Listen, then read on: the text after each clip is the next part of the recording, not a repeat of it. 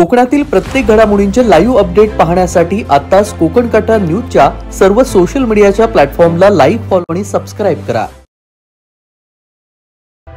चिपळूण तालुक्यातील तांबी धरणामध्ये एका 27 वर्षीय तरुण धरणामध्ये बुडाल्याची घटना घडली आहे। प्रतीक लटके असं या बेपत्ता तरुणाचं नाव असून तो बैलाला पाणी पाजण्यासाठी धरणावरती गेला असतानाच हा दुर्दैवी प्रकार घडलेला आहे। ही घटना दुपारची आहे।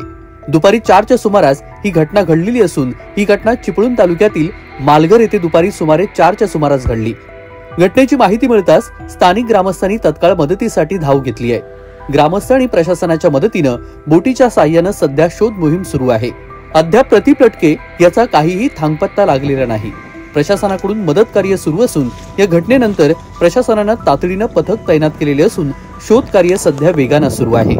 ही बातमी आम्ही आत्ताच ब्रेक केलेली असून या घटनेबाबतची सविस्तर तपशील आणि अपडेट आपण कोकण कट्टा न्यूजच्या वेबसाईटला आपण पाहू शकता। तेजस बोरगरे, कोकण कट्टा न्यूज, चिपळूण, रत्नागिरी।